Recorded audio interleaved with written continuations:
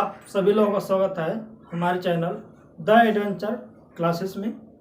हम जो है आज एक बहुत इंपॉर्टेंट टॉपिक के बारे में बात करने वाला हूं।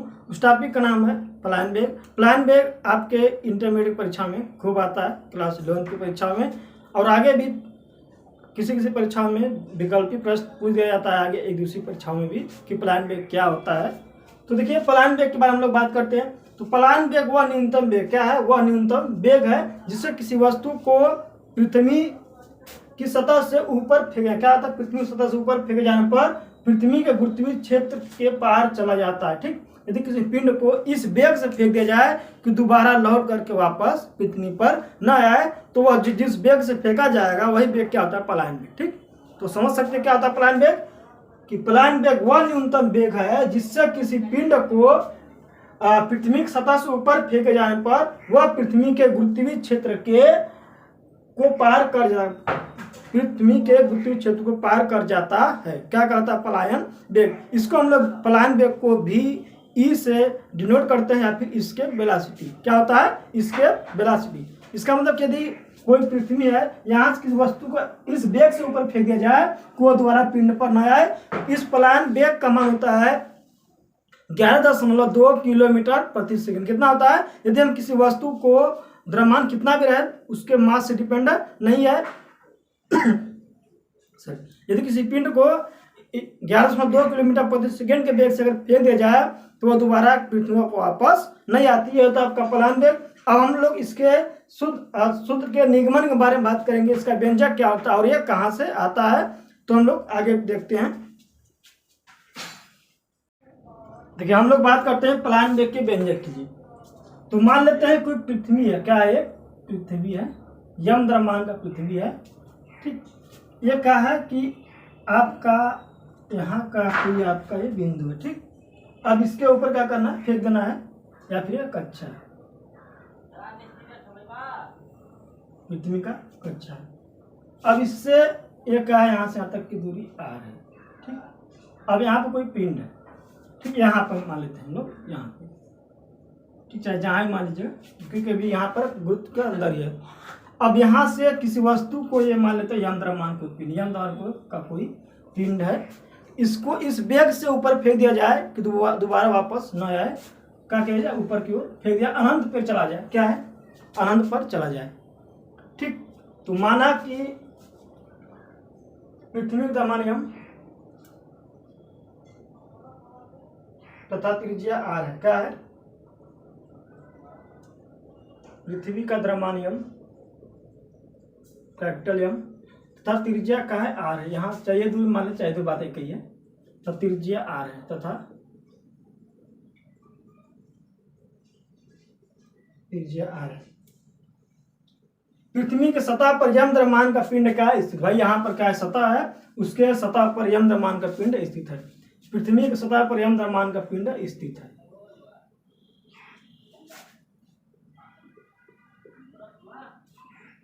पृथ्वी की सतह पर स्मॉल यम क्या आता है? स्मॉल यम द्रव्यमान का कोई पिंड स्थित है। स्मॉल यम द्रव्यमान का कोई पिंड स्थित है।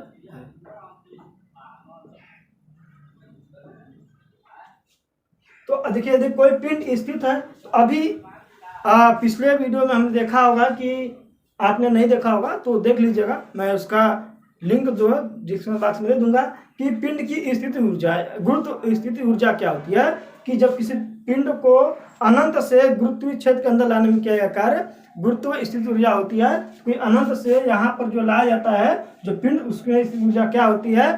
तो U बराबर माइनस जी एम बटे आर होती है। तो हम इस अगर देखा जाए कि यदि कुछ यम पर स्थित है तो पृथ्वी के केंद्र पर या केंद्र नहीं, यहाँ पर क्या होती है? स्थिति ऊर्जा क्या होगी देख लेते हैं हम लोग।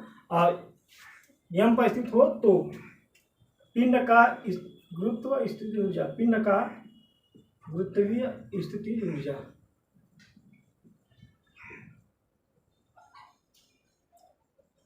U बराबर होता है कर लेते हैं minus G capital M small यम बटे आर। क्या होता है? माइनस जी एम बटे आर।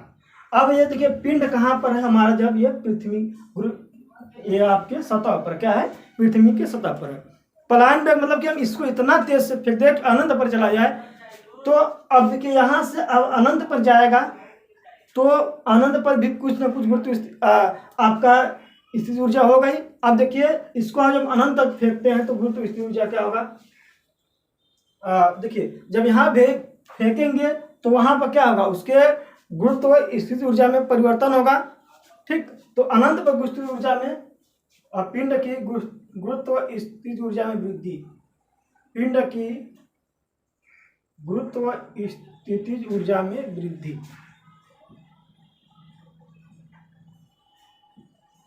बराबर क्या हो जाएगा,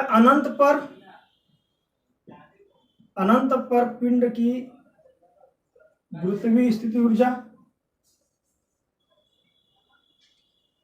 अनंत पर पिंड की, भाई किसी पिंड को हम अनंत पर तो उठाकर फेंक रहे हैं कि अनंत पर चला जाए, हमेशा के लिए नीचे ना आए ना।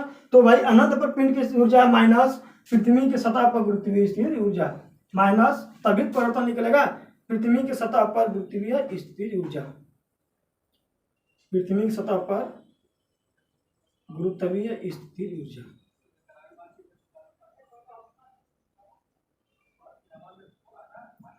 क्या हो जाएगा आपका U बराबर, अब देखिए यदि हम अनंत पर चल जाए, अनंत पर गुरुत्वीय ऊर्जा माइनस GM बटे, अब R की जगह हम लोग अनंत लिख देंगे तो किसी भी बड़ी नंबर या फिर छोटी नंबर कोई भी हो उसमें अनंत से भाग देने का मतलब क्या होता है, उसका वैल्यू क्या होता है 0। तो क्या हो जाएगा, इस पूरे का वैल्यू क्या हो जाएगा 0।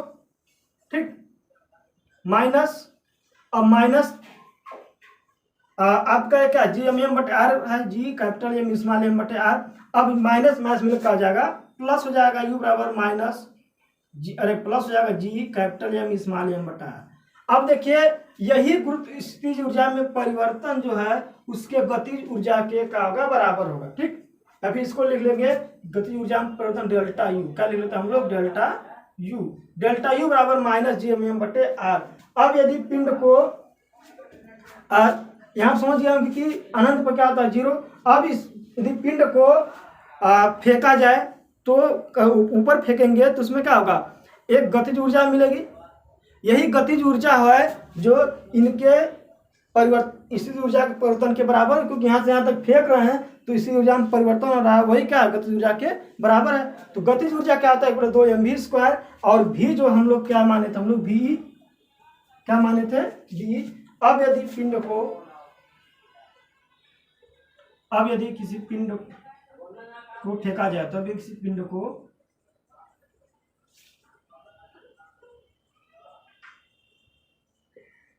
फेंका जाए तो गतिज ऊर्जा निहित होगी। भाई क्या, अगर किसी पिंड को ऊपर की ओर फेंका जाएगा, फेंका जाए तो गतिज ऊर्जा निहित होगी, मतलब उस पिंड में क्या गतिज ऊर्जा प्राप्त होगी, मिलेगी, गतिज ऊर्जा निहित होगी।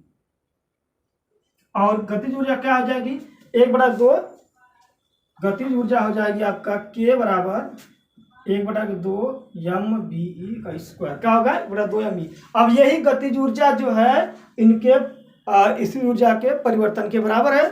तो हम कर सकते हैं कि minus GM capital M small m बटे R बराबर 1/2 mve स्क्वायर। अब एक m से स्मॉल m कट जाएगा और 2G बराबर हो जाएगा यहाँ पे। इसको हम थोड़ा सा इरेज करते हैं यहाँ से यहाँ तक के पॉइंट को। ठीक, समझ इसको आप लोग स्क्रीन शॉट कर लीजिएगा।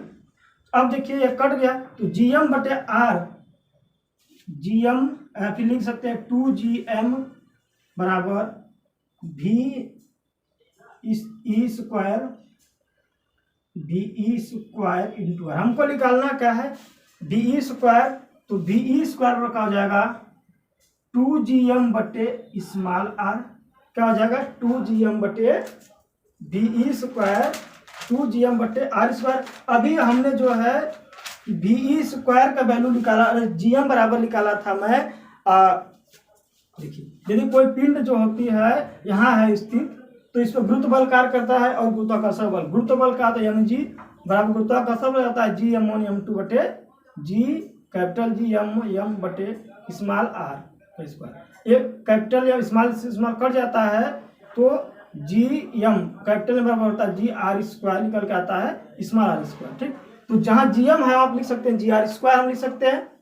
ठीक, तो बी ई स्क्वायर बराबर लिख सकते हैं हम लोग 2 इधर,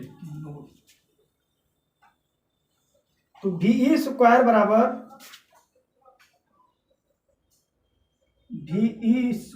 बराबर जी एम जहां लिखा है वहां लिख सकते हैं g are square small g are square लिख सकते हैं यहाँ पर g are square upon are.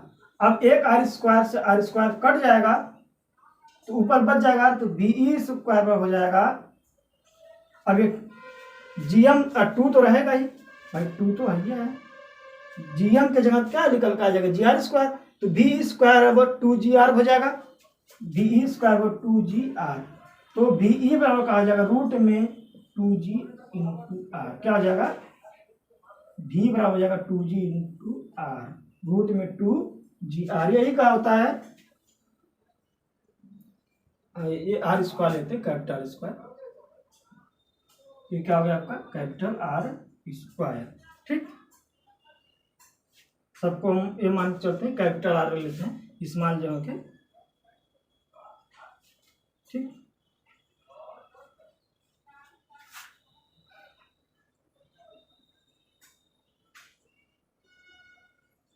तो भी बराबर होता है आपका रूट में 2 जी आर। तो ये क्या होता है पलायन वेग, यही क्या होता है पलायन वेग।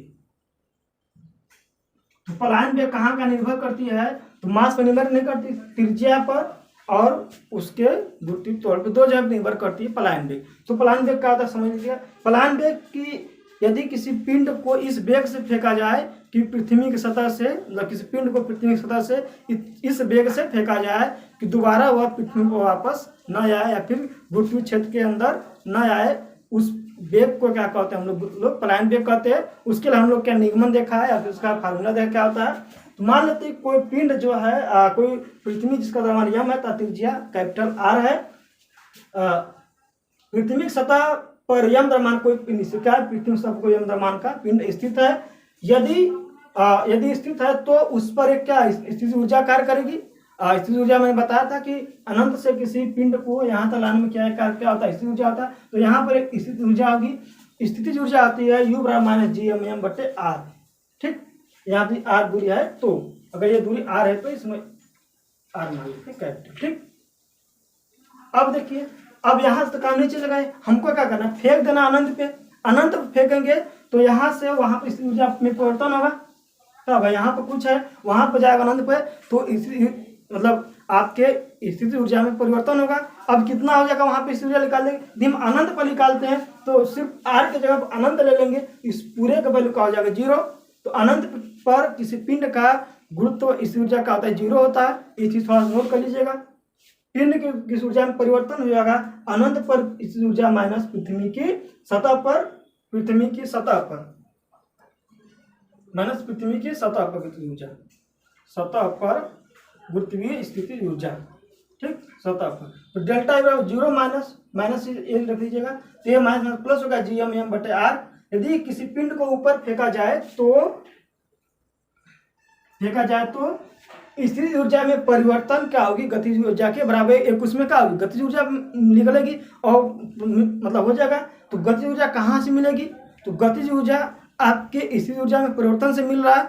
तो यदि किसी पिंड को फेंका जाए तो स्थिति ऊर्जा में परिवर्तन की वजह से क्या होगी उसमें गतिज ऊर्जा मिलेगी। तो गतिज ऊर्जा क्या होती है, 2 एम वी स्क्वायर होता है। तो एम वी स्क्वायर मतलब कि बी ई ले लेते हैं, यदि बी लेते हैं तो 1/2 एम बी ई बराबर ये कहाँ से मिल रहा है आपके गुरुत्व स्थिति ऊर्जा से मिल रहा है। तो जी एम एम बटे एम वी स्क्वायर, एक एम से एम कट जाता है यहाँ से, तो जी एम बराबर बी ई स्क्वायर बटे आर हो गया। तो इसका मल्टीप्लाई 2 जी एम बराबर बी ई स्क्वायर आर हो गया, यहाँ पे बी ई स्क्वायर आर। तो बी ई स्क्वायर पर कहा हो जाएगा 2 जी एम बटे आर हो गया आपका। अब देखिए जी एम बराबर होता है जी आर स्क्वायर, इसको बदल दिया जाए स्मॉल जी के रूप में। तो बी और जी में संबंध होता है, capital G M G are square होता है। तो यहाँ पर देखेंगे जी आर स्क्वायर, तो एक आर स्क्वायर से आर स्क्वायर कट जाएगा। ठीक, ये आर है सिर्फ, आर स्क्वायर से आर स्क्वायर कट जाएगा, तो क्या बचा, बी स्क्वायर बराबर 2g r बच गया। ठीक, यहाँ पर r बच गया तो खत्म नहीं चला। तो बी और कड़ी में 2gr, यही क्या होता है, पलायन वेग का फार्मूला आता है। और पलायन वेग जो होता है उस गुरुत्वीय त्वरण और उसके द्रव्यमान पर निर्भर नहीं करता है, कभी भी मास पर निर्भर नहीं करता है कि मास कम है तो पलायन वेग ज्यादा। मास से पलायन वेग कोई रिलेशन नहीं है। यही रहा आपके पलायन वेग का। यदि आप लोग वीडियो अच्छा लगा तो वीडियो को लाइक कीजिएगा, और जो दोस्त हमारे चैनल पर नए जुड़े होंगे उनसे रिक्वेस्ट है कि चैनल को सब्सक्राइब कर लीजिएगा और बेल आइकन को दबा लीजिएगा, जिससे कि हमारे नए वीडियो का नोटिफिकेशन आपको आसानी से मिल जाए। बहुत बहुत धन्यवाद आप सभी लोगों का।